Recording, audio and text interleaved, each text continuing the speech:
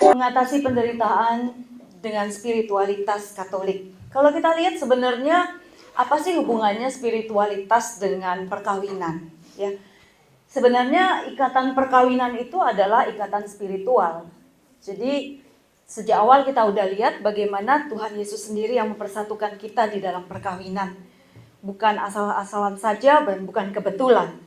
Nah, spiritualitas ini sangat diperlukan agar kita sepenuhnya menjadi orang yang digerakkan oleh iman, harapan, dan kasih. Ini yang membuat kita itu menjadi kudus ya, yang membuat kita itu bisa nyatu dengan Tuhan. Bapak Ibu, kita di sini semua dalam perjalanan kita menuju tanah air surgawi.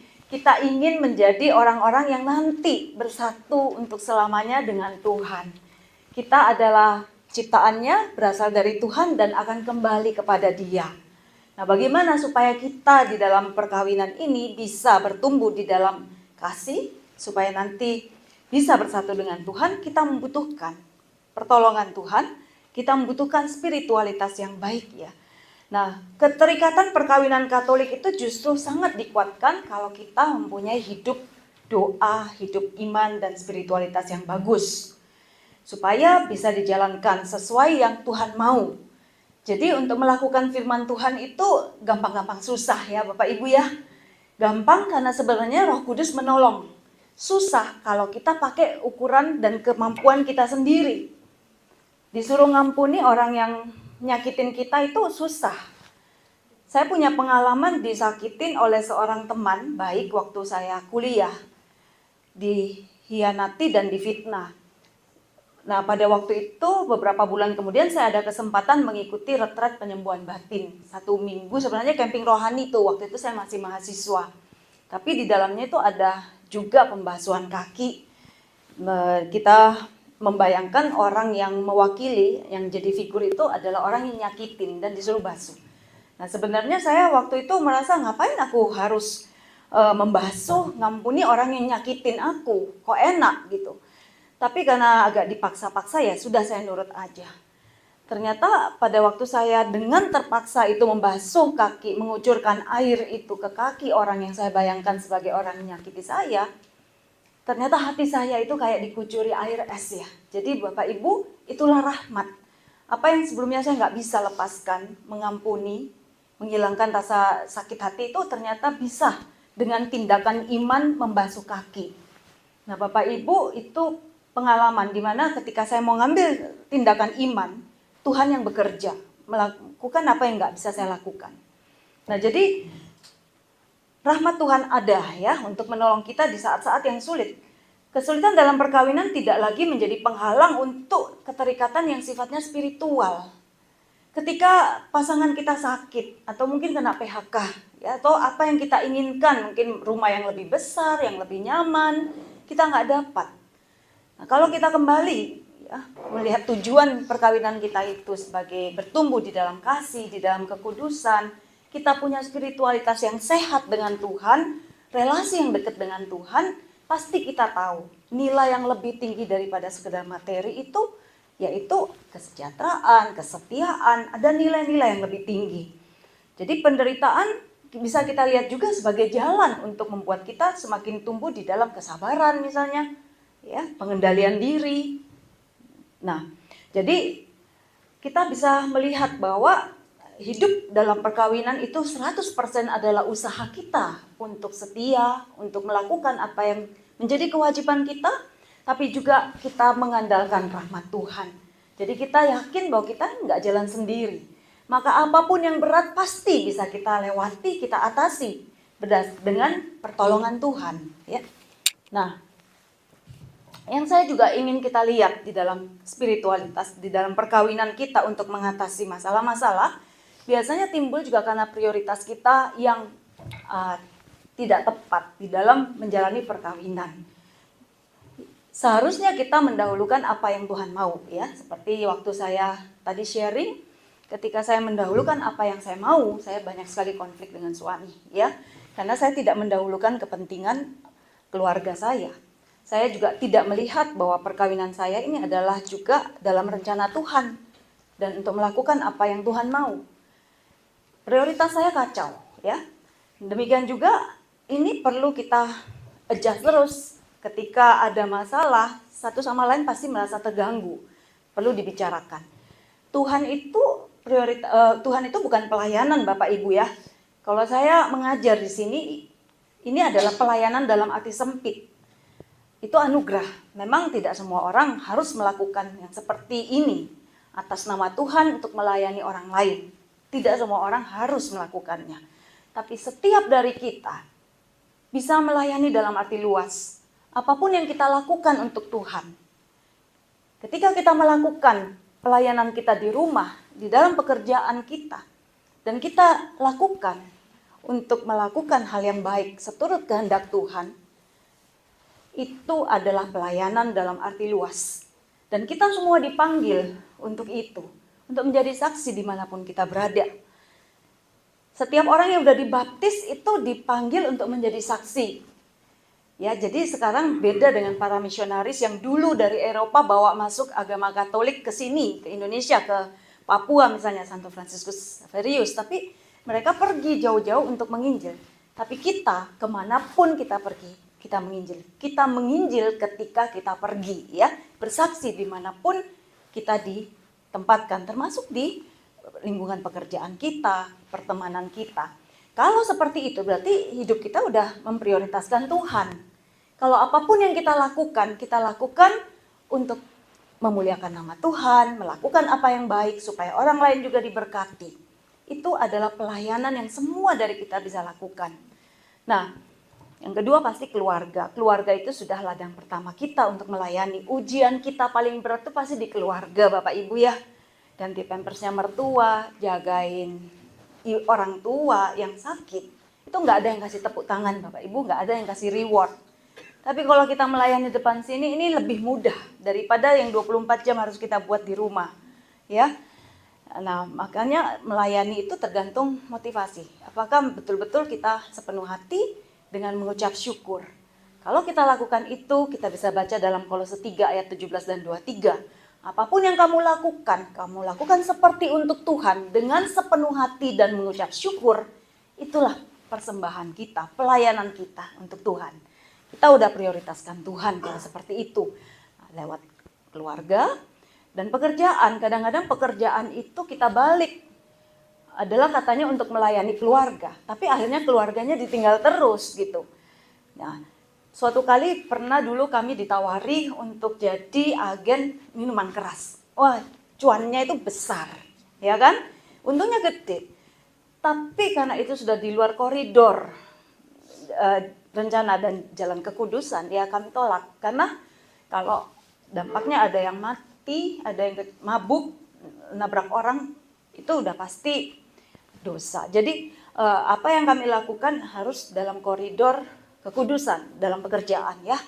Dan yang terakhir pelayanan yang tadi sudah saya katakan ya, pelayanan dalam arti sempit yang ini itu tidak semua orang harus melakukannya. Nah, demikian kalau kita punya prioritas yang tepat, saya yakin Roh Kudus terus akan menyertai kita juga dan dia akan membimbing. Jadi Bapak Ibu kadang-kadang memang kita nggak ngerti ya, mau Tuhan itu apa? Nggak selalu jelas di awal. Kalau dari awal sudah jelas, mungkin kita bisa sombong. Ya, mungkin kita nggak kuat, kita nggak berani. Kalau melihat, udah untuk sampai pada situ, pada kekudusan, aku kok harus jatuh bangun seperti ini? Mungkin harus bangkrut, harus sakit, baru nyampe situ. Mungkin nggak ada yang akan berani, ya.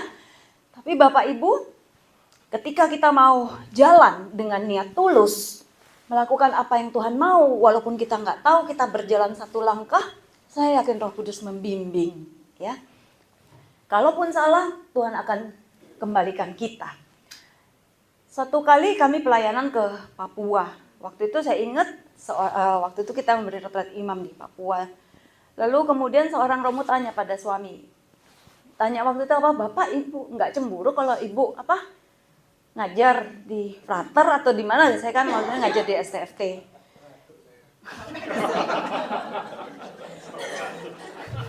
Apa waktu itu tanyanya? Apa? Maju sini aja lah, jangan di belakang itu. Ngomongnya apa gitu? Apa kalimatnya? Bapak nggak cemburu kalau Ibu pelayanan ya? Begitu kah? Terus suami saya itu mendapat hikmat Roh Kudus rupanya. Jawabannya gimana? Nah, jawabannya gimana? Saya percaya kalau istri saya melayani, dia nggak akan macem-macem gitu. Jadi artinya kalau kita mendahulukan Tuhan, pasti Tuhan juga akan jagain kita, ya.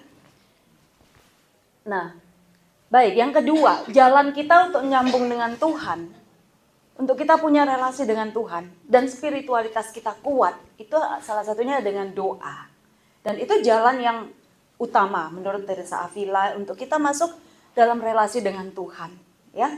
Nah, doa itu seperti kita membangun sebuah rumah, harus ada dasarnya. Apa dasarnya doa?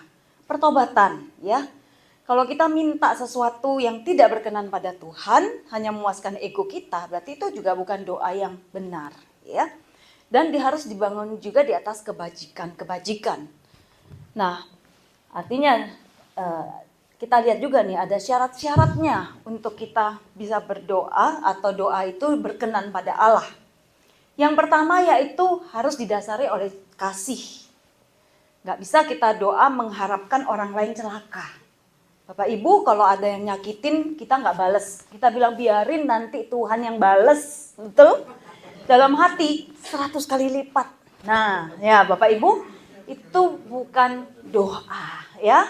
Nah Bapak Ibu, satu doa yang biasanya saya pakai dan lumayan untuk menolong kita nih ya, untuk ngampuni misalnya, ada yang bersalah, kita doa berkat aja untuk musuh. Karena Tuhan bilang, kasihilah musuhmu, berdoalah bagi mereka yang menganiaya. Nah, caranya gimana? Ya doakan, itu kita sudah lakukan perintah Tuhan untuk mengasihi musuh. Doanya apa? Gampang. Tuhan, aku berdoa untuk iparku yang apa nih misalnya menelikung aku misalnya dari belakang, atau mungkin menjelek-jelekan aku di belakangku. Aku berdoa supaya dia dihapuskan dari segala akibat dosa, dibebaskan dari akibat dosa, dan hidupnya diberkati. Turun-temurun, selamat, sukses, bahagia lah. Nah kalau kita bisa udah doa seperti itu, walaupun hati kita masih apa namanya? Apa Pak? Ya dongkol, terus kalau apa itu bahasa Jawanya sampai lupa juga. Grundel, ya masih grundel. Doakan saja Bapak Ibu, nggak apa-apa. Iman itu nggak tergantung faktor perasaan kok Bapak Ibu. Iman itu adalah apa yang kita lakukan. Setuju nggak Bapak Ibu? Ya kan? Kita semua kalau ditanya di sini imannya siapa yang besar? Semua merasa kecil. Betul? Disuruh doain orang sakit. Ya kalau sakit batin tidak apa-apa kita doakan. Tapi kalau sakit lumpuh suruh berjalan, minta berjalan. Pak Frans gimana? Langsung didoakan. Doakan, nah itu iman Bapak Ibu ya. Iman, mendoakan itu iman. Tidak tergantung kita merasa kecil apa enggak iman kita ya. Justru kan kita merasa kecil, justru kita lakukan. Karena memang yang Tuhan minta hanya iman sebesar gunung itu. Salah ya Bapak Ibu ya. Biji sawi. Jadi biji sawi itu kecil Bapak Ibu. Ya itulah yang kita alami. Itulah yang kita rasakan. Iman kecil itu cukup untuk melakukan tindakan. Setuju ya? Jadi siapapun yang minta didoakan berarti Anda dipercaya oleh Tuhan untuk mendoakan orang itu. Kelihatannya orang itu yang percaya sama kita. Tapi sebenarnya Tuhan yang percaya sama kita.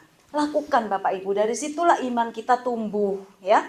Nah, jadi cinta kasih. Kalau di dalam hati kita masih dongkol sama orang, nggak bisa ngampuni, doa kita juga terhambat. Kita menutup pintu berkat dari Tuhan. Aliran cinta Tuhan kita tutup. Makanya buka. Pengampunan. Pengampunan bukan soal aku sudah nggak dongkol. Itu nanti urusan berikutnya. Lakukan dulu, doakan musuh kita. Udah, 1, 2, 3, 4 kali itu masih dongkol. Kan 5, 6, 7, 8, 9, 10 lumayan berkurang. Nanti udah doakan 30 hari, 40 hari. Udah hilang dongkolnya. Ya Bapak Ibu ya. Jadi hati kita, pikiran kita juga akan nyambung gitu dengan apa yang kita ucapkan. Itu kekuatan doa. Ya. Dan yang kedua perlu kelepasan serta nanti kerendahan hati. Apakah ada yang bisa bantu saya? Ini klikernya hilang lah. Jadi kasih itu seperti itu ya. pergaulan kita dengan Tuhan. Ya, pergaulan kita dengan Tuhan itulah sebenarnya doa menurut Teresa Avila. Bukan soal kata-kata yang bagus, bukan soal kalimat-kalimat yang bagus. Apa? Bukan soal kalimat yang bagus Bapak Ibu yang didengarkan Tuhan, tetapi apakah betul-betul keluar dari hati? Sambat itu juga doa loh Bapak Ibu, daripada kita ngomel ke suami yang udah pusing pulang kerja, mendingan kita curhat ke Tuhan aja gitu kan. Itu pun doa. Bisa ya Pak dari situ? Wah ya oke. Itu yang kasih ya. Punya kasih itu bersedia ngampuni ya. Lepaskan pengampunan Bapak Ibu supaya kita juga diampuni. Jalan kita juga lurus, diberkati. Kita juga selamat. Kita mendapatkan juga pengampunan dari Tuhan. Ingat perumpamaan di Injil yang Tuhan, seorang raja melepaskan hambanya yang berutang 10.000 talenta. Betul ya?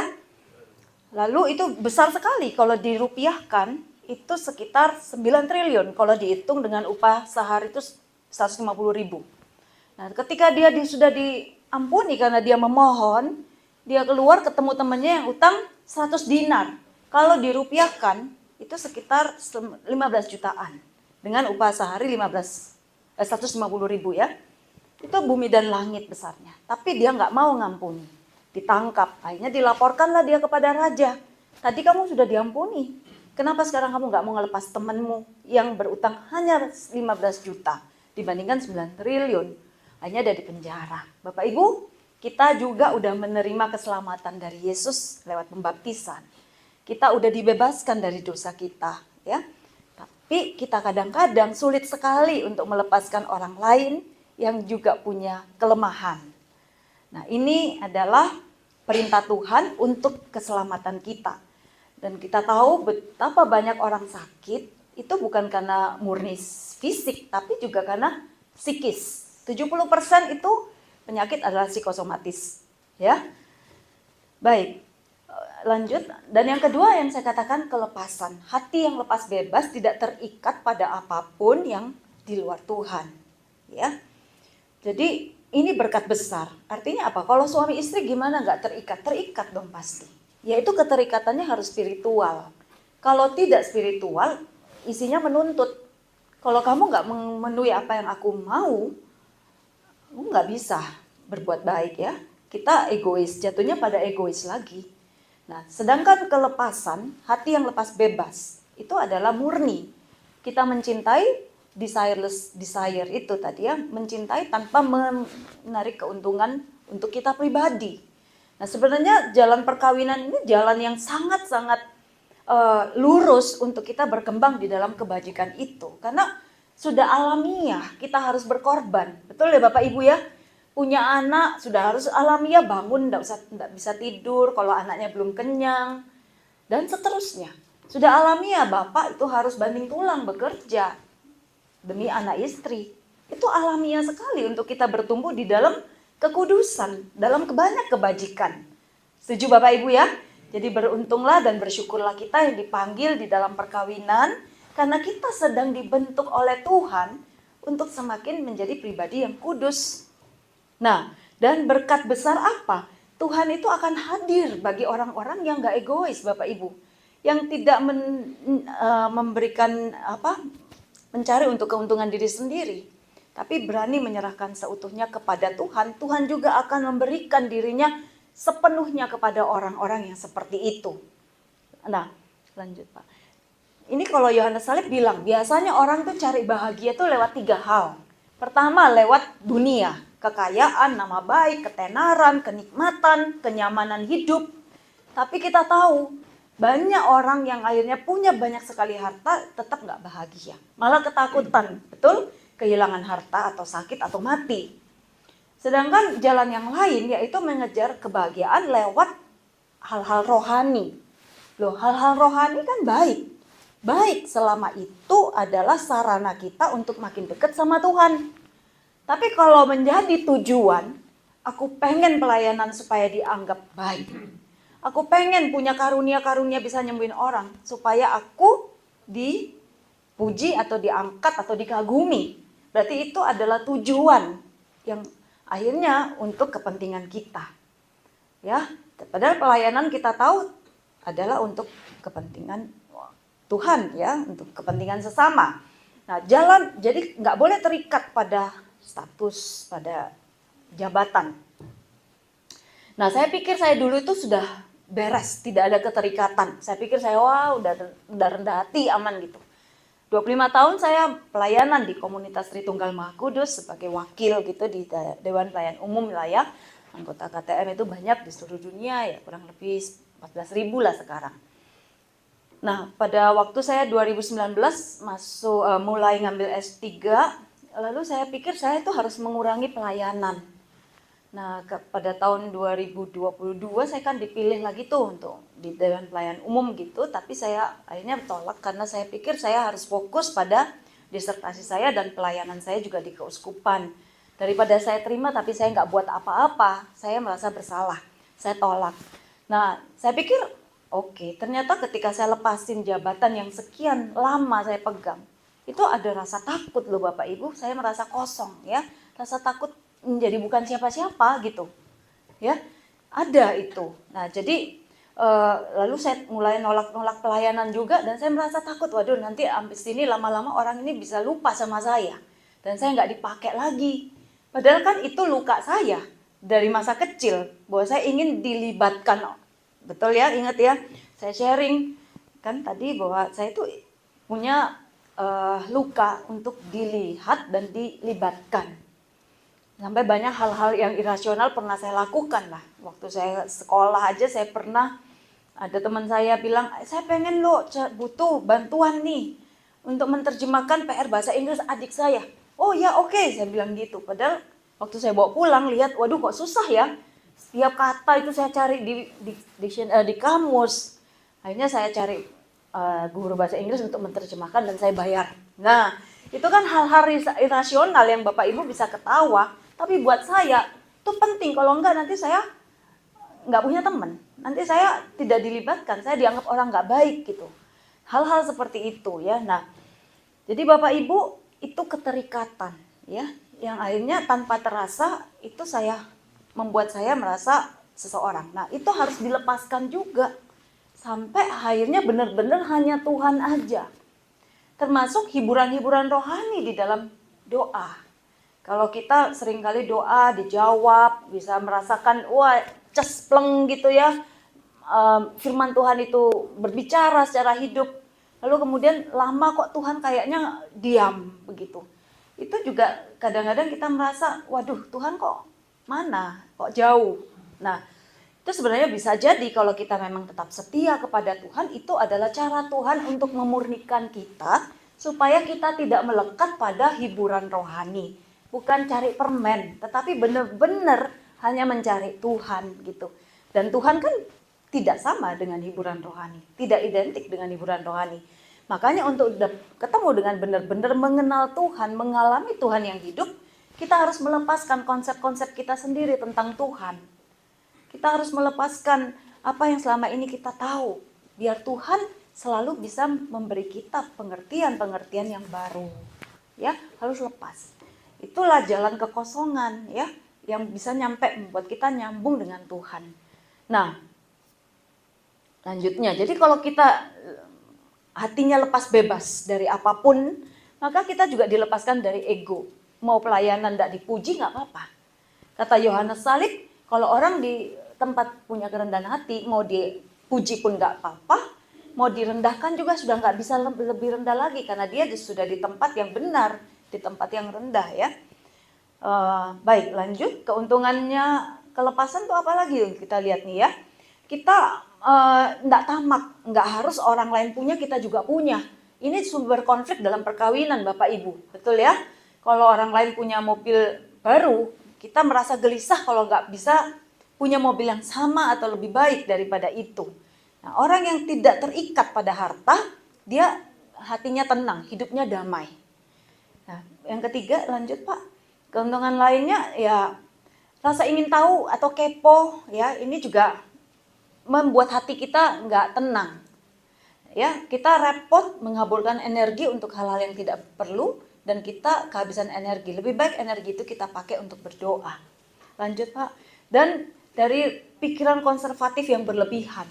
Biasanya kita merasa, oh zaman aku dulu pasti lebih baik. Ya. Kalau kita nggak melepaskan pengalaman masa lalu, kita nggak bisa menikmati hari ini Bapak Ibu. Kita hidup di masa lalu terus. Ya. Oke, dan yang terakhir, kita juga dibebaskan dari kekhawatiran yang terlalu banyak. Ada orang yang mengkhawatirkan kesehatan keterlaluan, minum semua vitamin Bapak Ibu ya. Terus akhirnya nggak bisa melayani orang lain bagaimana? Wong dia merasa dia yang harus terus diperhatikan ya, dan nggak bisa mungkin pelayanan ke tempat yang baik. Saya dengan suami beberapa kali pelayanan ke Flores Bapak Ibu ya, masuk ke pedalaman mungkin 4 jam gitu. Dan memang saya belum bisa tidur ya di situ, harus kembali ke hotel gitu. Ya itu masih perjuangan sih buat saya ya, kadang-kadang belum bisa melepaskan kenyamanan-kenyamanan tertentu. Ya, baik Bapak Ibu. Dan yang syarat doa yang ketiga adalah kerendahan hati. Jadi syarat doa yang pertama kita doanya benar. Doanya dilandasi kasih, ya. Yang kedua, kita harus lepaskan pengampunan, lepaskan pikiran kita sendiri. Tuhan, kamu harus ngasih aku, kan aku udah baik. Itu berarti kita ngatur Tuhan, Bapak Ibu, ya. Jadi kita harus lepas, terserah Tuhan mau apa di dalam doa kita hari ini. Kalau dia nggak mau kita mendapatkan penghiburan, dia terima aja, datang aja apa adanya kepada Tuhan. Karena doa itu usaha kita, tapi 100% juga karunia, anugerah dari Tuhan. Terserah Tuhan mau ngasih apa. Dan yang ketiga, kita perlu kerendahan hati. Kita sadar kita ini siapa di hadapan Tuhan, ya. Baik, lanjut. Jadi Tante Teresa Avila bilang, merupakan karunia besar bila Allah mengirimkan kepada kita satu hari yang berisi pengenalan diri, yang membuat kita rendah hati, biarpun harus dibayar dengan banyak kesusahan dan kegagalan daripada banyak hari penuh hiburan dalam doa. Jangan-jangan kalau doa kita selalu terjawab, kalau kita masuk doa kita selalu nyambung sama Tuhan, kita pikir kita ini udah baik dan berhak mendapatkan banyak berkat di dalam doa karena upaya kita. Ya, Bapak Ibu ya, memang upaya kita perlu. Tapi soal apa yang Tuhan mau berikan, berkat dari Tuhan itu sepenuhnya adalah hak Tuhan. Bukan karena kita baik Bapak Ibu ya, tapi belas kasih Tuhan. Sebaliknya, sebesar apapun dosa kita, jangan kita kecil hati. Karena di hadapan Tuhan, satu kali dia mau ngampuni, dosa sebesar apapun itu seperti satu tetes air di dalam lautan api Bapak Ibu. Begitu saja Tuhan bisa hapuskan. Makanya Santa Teresa Lisieux itu percaya sekali. Dia bergembira dengan segala kelemahannya. Dia bilang justru dengan kelemahan ini aku semakin dekat sama Tuhan.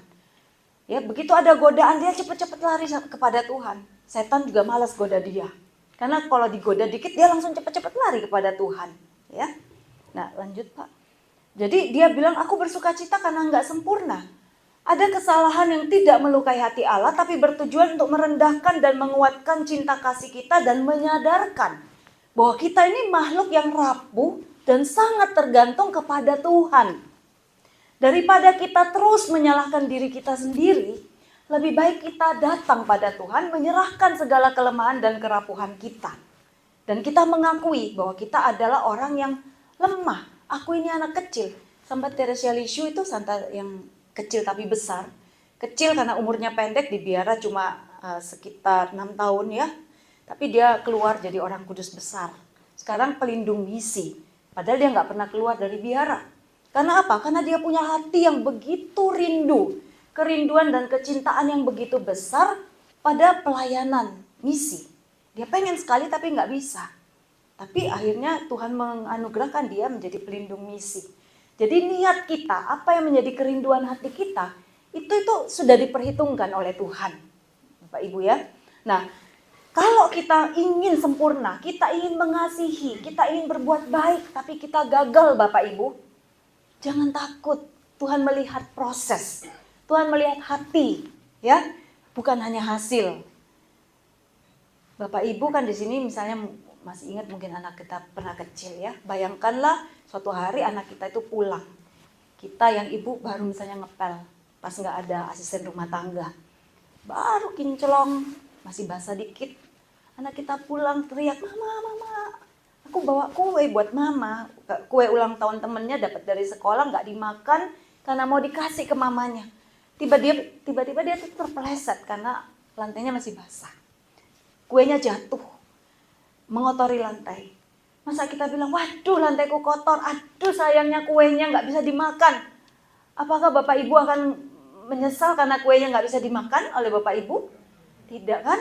Tapi Bapak Ibu akan menghargai sekali dan mungkin sangat tersentuh dengan niat anak Anda, anak kita yang tidak makan kuenya tapi bawain untuk kita walaupun gagal nyampe ke kita untuk dimakan. Tapi niat itu juga Tuhan, seperti itulah Tuhan juga memperhitungkan, ya.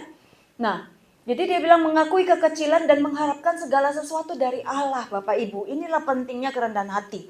Kita ini sadar kita ini siapa. Kata surat Paulus, kita ini seperti bejana dari tanah liat. Rapuh, mudah pecah. Diomelin pasangan kita langsung hatinya sakit, ya, jatuh lagi. Pasangan kita juga nyesel, mungkin kok nggak bisa ngontrol emosi, mengeluarkan kata-kata yang nyakitin. Dua-dua nyesel, datang cepat pada Tuhan. Makanya ada pengakuan dosa, ya. Pintu rahmat selalu terbuka. Kapanpun mengaku dosa, Romo tidak akan menutup pintunya. Dan Allah yang baik memberikan kepadaku apa yang aku butuhkan. Aku tidak pernah melakukannya seorang diri, kata Teresa Lisieux. Dan dia bilang, kalau dia bisa punya kebajikan, dia bisa lolos dari saat ke saat untuk terus setia pada Tuhan. Tidak jatuh di dalam dosa dan godaan. Itu semata-mata karena Tuhan yang menyingkirkan semuanya itu. Lubang itu Tuhan singkirkan sehingga aku nggak jatuh. Jadi bukan karena aku, karena Teresa Lisieux.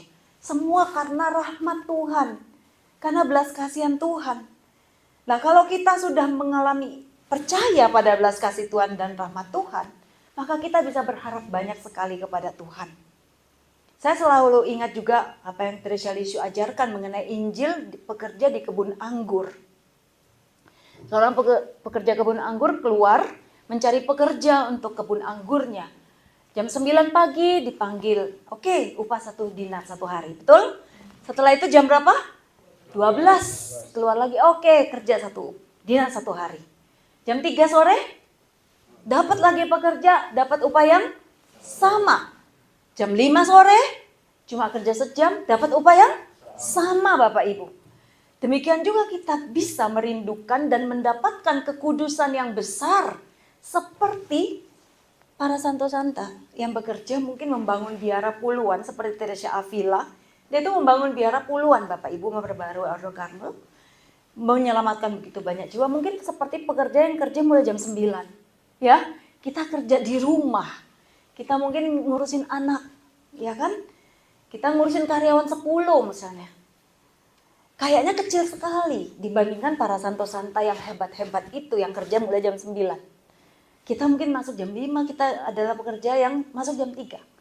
Tapi Tuhan menyediakan upah yang sama. Betul Bapak Ibu? Amin ya. Kita punya juga hak yang sama untuk mendapatkan kekudusan yang besar. Seperti para santo-santa yang besar di dalam gereja Katolik. Ini bukan Teresa Lisieux yang ngomong. Injil sendiri. Injil sendiri Bapak Ibu yang mengatakan seperti itu. Amin ya Bapak Ibu ya.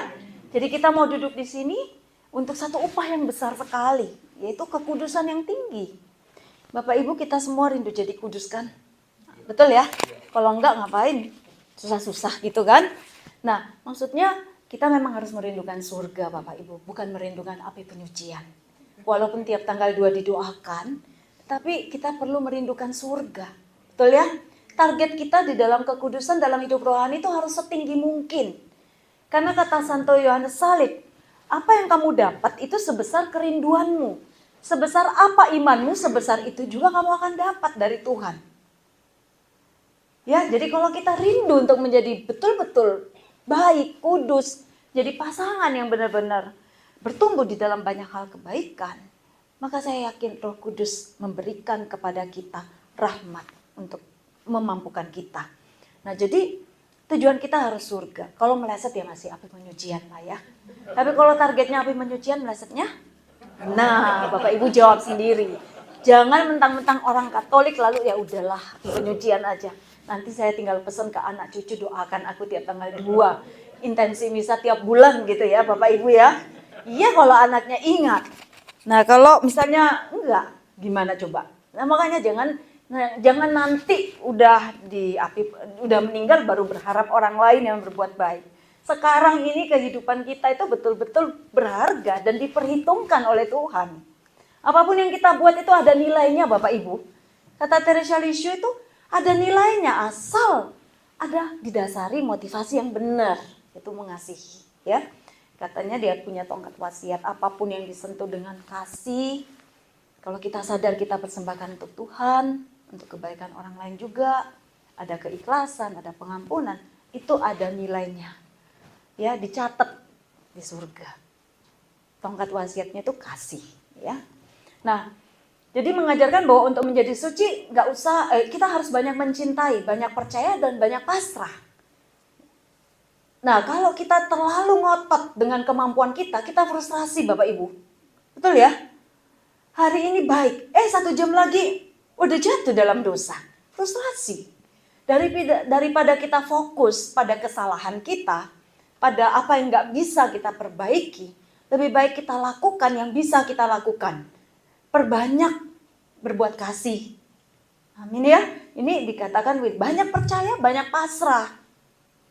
Teresa selalu berusaha mencapai kesempurnaan yang paling tinggi tanpa dihambat kelemahannya. Jadi Bapak Ibu jangan fokus pada apa yang kita nggak bisa bikin.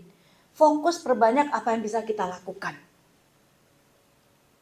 Ya, baik lanjut. Nah, jadi orang kudus itu sadar bahwa dia tuh lemah, banyak dosa, banyak kerapuhan, tetapi dia berani merindukan hal-hal besar. Ini iman Bapak Ibu, percaya datang kepada Tuhan, percaya Allah kita tuh Allah yang baik. Ya, Allah yang murah hati, Bapa yang murah hati. Yang memberikan tanpa menahan-nahan kebaikannya. Ya, baik lanjut. Dan kalau kita melakukan doa ini sudah benar, harus ada aksi. Kontemplasi itu berakhir dengan aksi. Apa yang kita lakukan selanjutnya? Di dalam kekurangan, apakah kita mau memberi? Saya yakin kita semua di sini kekurangan waktu, ya, kekurangan merasa nggak mampu. Bapak Ibu, saya tidak pernah merasa mampu untuk berbicara di depan orang, di depan Bapak Ibu. Saya benar-benar minta pertolongan Roh Kudus. Karena saya tahu tidak ada satu orang pun yang bisa membuka hati orang kecuali Roh Kudus. Ya, makanya saya selalu maju tuh dengan gemetar Bapak Ibu karena saya tahu bahwa saya membutuhkan Roh Kudus. Tanpa itu nggak mungkin ada pertobatan, nggak mungkin ada perubahan ya. Jadi kata Teresa Lisieux lagi, karena dia tahu pekerjaannya itu begitu sulit, ternyata dia kan pernah disuruh mengajar 22 novis. Dan dia nggak tahu bagaimana harus memberi makan kepada novisnya satu persatu yang kebutuhannya beda-beda. Bapak Ibu, saya nggak pernah tahu pergumulan Bapak Ibu. Tapi kemudian Teresa Lisieux akhirnya mendapatkan dalam doa. Bahwa karena ini pekerjaan yang nggak mampu dia lakukan. Ini pekerjaan Tuhan. Makanya dia tinggal mempersatukan dengan dirinya dengan Tuhan. Dan Tuhan yang akan mengisi tangannya untuk memberi makan jiwa-jiwa. Sesuai dengan kebutuhan masing-masing. Tuhan bisa melakukan di tengah keterbatasan kita. Baik, jadi yang terakhir, apa yang bisa kita lakukan? Ambil satu langkah. Ini yang tadi saya katakan ya. Kalau kita saat ini sedang tidak tahu apa yang harus kita lakukan, ambil satu langkah. Terima kasih tadi Pak Rinto dan Ibu Christine sudah men-sharingkan. Ya, membagikan. Itu adalah hadiah buat kita ya. Sharing seseorang. Dan saat ini mengambil satu langkah. Saya mau melayani di tengah segala keterbatasan kita masing-masing, ya. Seperti kata Teresa Avila, apa yang kita lakukan untuk Tuhan hampir benar-benar tidak ada artinya, tapi hanya sedikit tekad kecil. Jika yang dari sedemikian kecil itu Tuhan mau memberi kita anugerah yang luar biasa, maka janganlah kita bodoh untuk tidak mau mengambil satu langkah. Bapak Ibu, ketika kita nggak bisa apa-apa, datang saja pada Tuhan. Akui kelemahan kita. Itu sudah doa. Dan itu sudah cukup bagi Tuhan untuk mengerjakan apa yang di luar kemampuan kita. Dia hanya butuh keterbukaan hati, kerendahan hati kita untuk datang apa adanya kepada Dia. Baik Bapak Ibu, Akhirnya lakukanlah. Pertama-tama apa yang perlu kita lakukan di tengah keluarga, layani anak kita, suami kita dengan segala kemampuan yang kita bisa. Kemudian akhirnya lakukan apa yang mungkin kita bisa lakukan, dan akhirnya kita akan menemukan bahwa kita sudah melakukan apa yang tadinya nggak mungkin kita bisa lakukan, kata Fransiskus Assisi. Jadi satu langkah itu sangat penting untuk menyelesaikan suatu pekerjaan yang besar. Nah Bapak Ibu, saya ingin mengakhiri sesi ini dengan menonton satu video yang bagus ya, mari kita nikmati.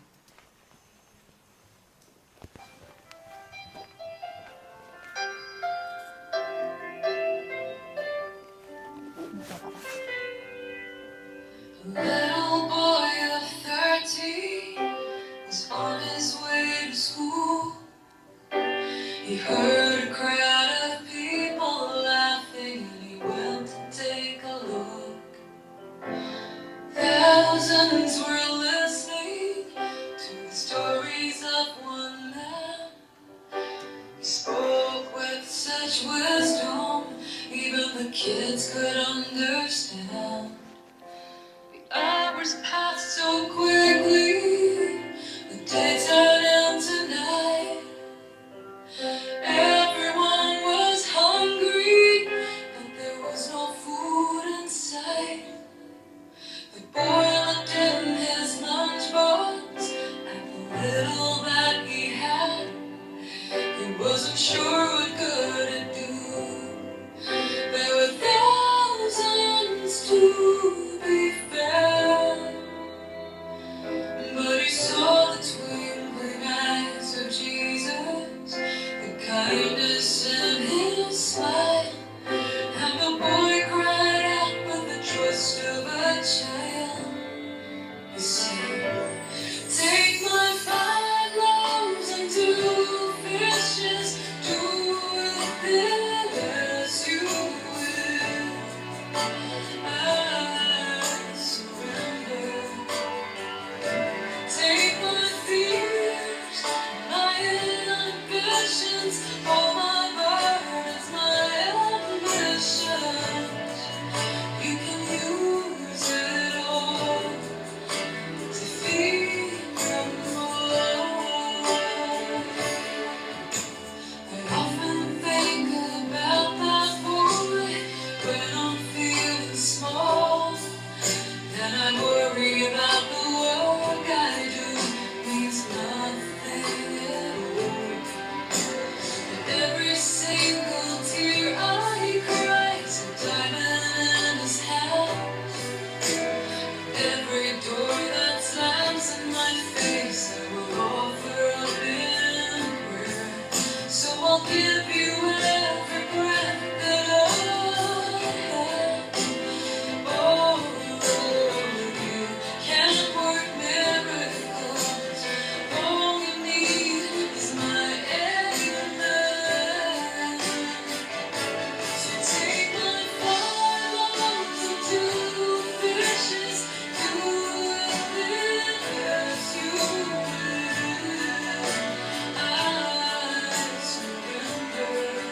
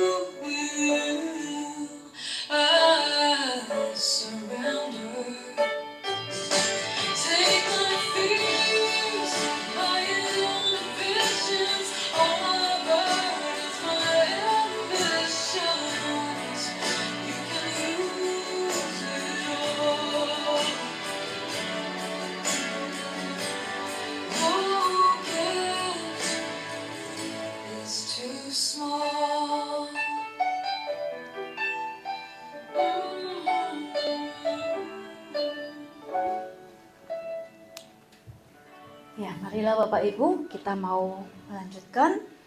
Apapun yang kita persembahkan kepada Tuhan tidak terlalu kecil bagi Tuhan. Tuhan menghargai apapun yang kita persembahkan untuknya. Dan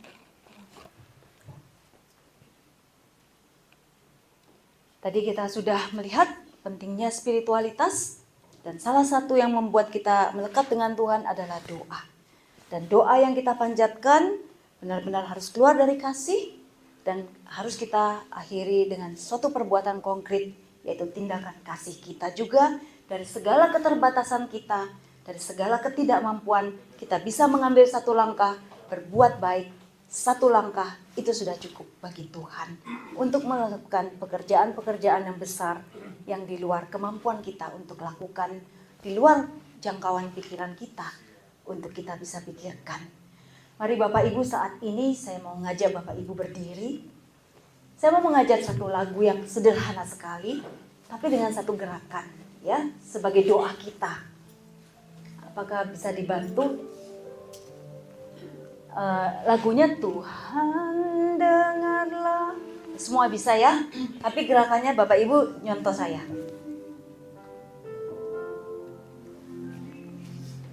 Dari awal.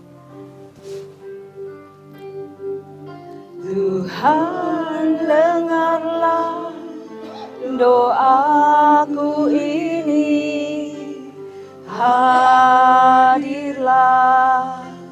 di sini. Tuhan dengarlah doaku ini, dengarkanlah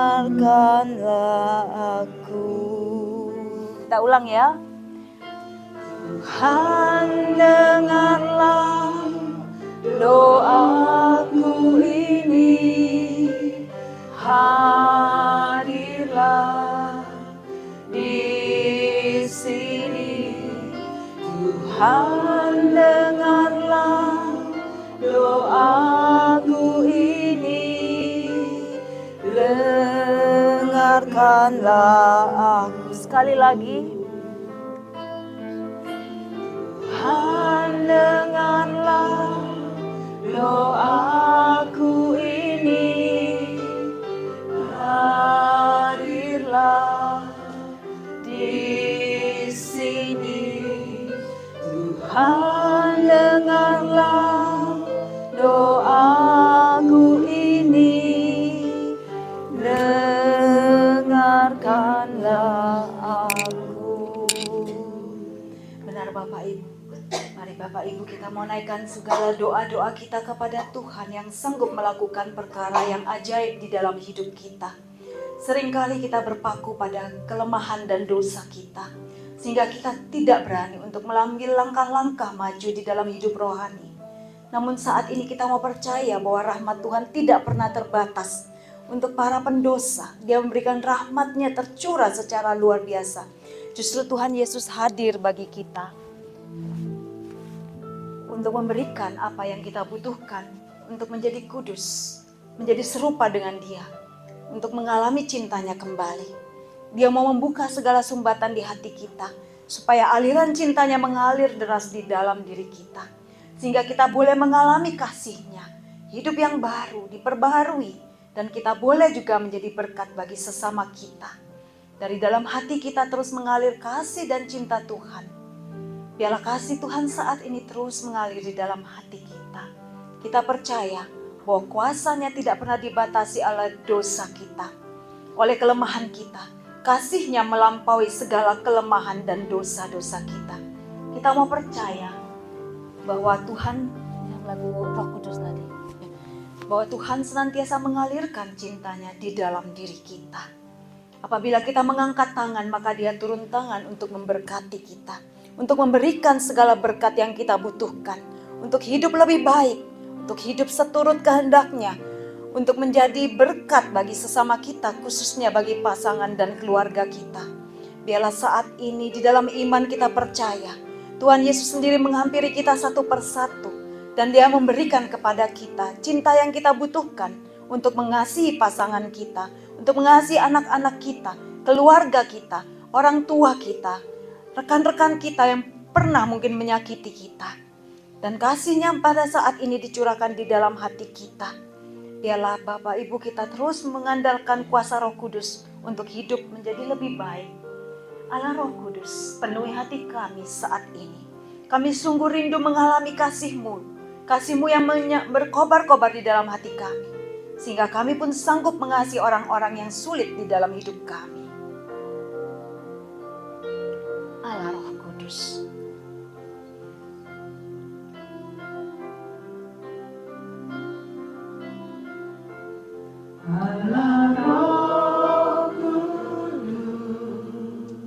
Penuhi hati kami Tuhan, kami rindu akan Engkau. Ku rindu Kau selalu dalam hidupku. Allah Roh Kudus, penuhi kami.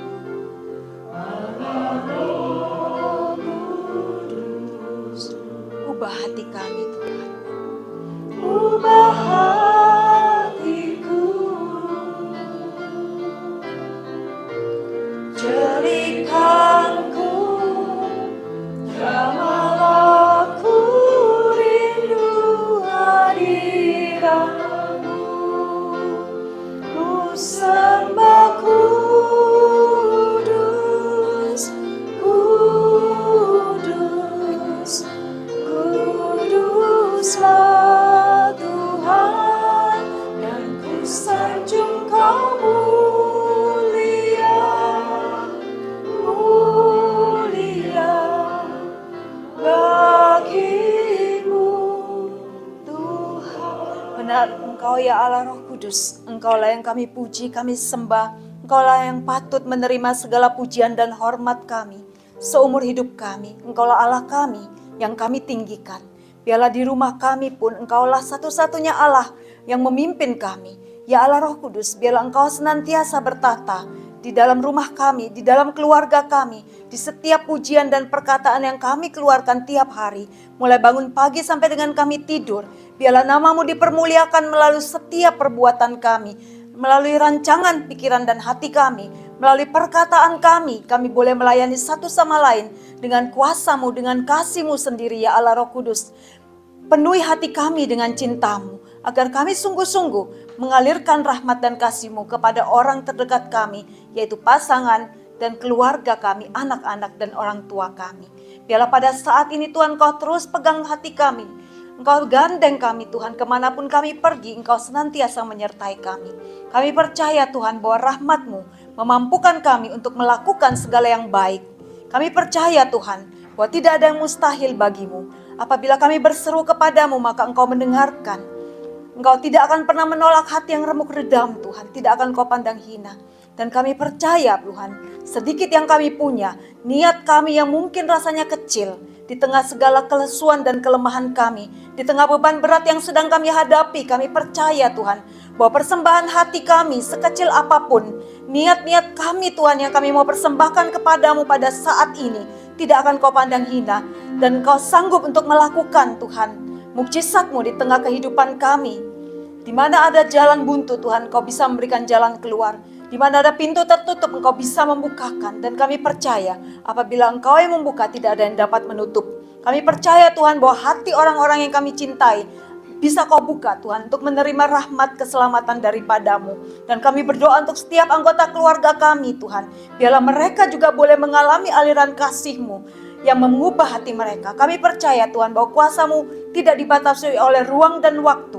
Dimanapun saat ini anggota keluarga kami berada, anak-anak kami atau orang tua atau saudara-saudari kami saat ini Tuhan, kami percaya Engkau sanggup untuk menjangkau mereka. Engkau sanggup untuk menjamah dan menyentuh hati mereka, agar mereka pun boleh mengalami damai sejahtera dan sukacita yang daripada-Mu, yang terus menerus mengalir di dalam kehidupan mereka.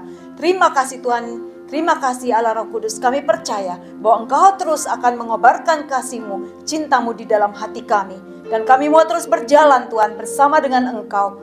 Melewati apapun yang ada di depan, kami percaya Engkau tidak akan pernah meninggalkan kami.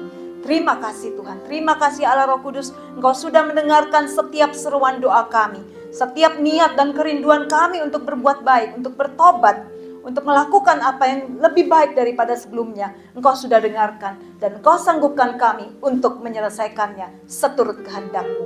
Terima kasih Tuhan, terima kasih ya Roh Kudus. Kemuliaan kepada Bapa dan Putra dan Roh Kudus, seperti pada permulaan, sekarang, selalu, dan sepanjang segala abad. Amin. Demi nama Bapa dan Putra dan Roh Kudus. Amin.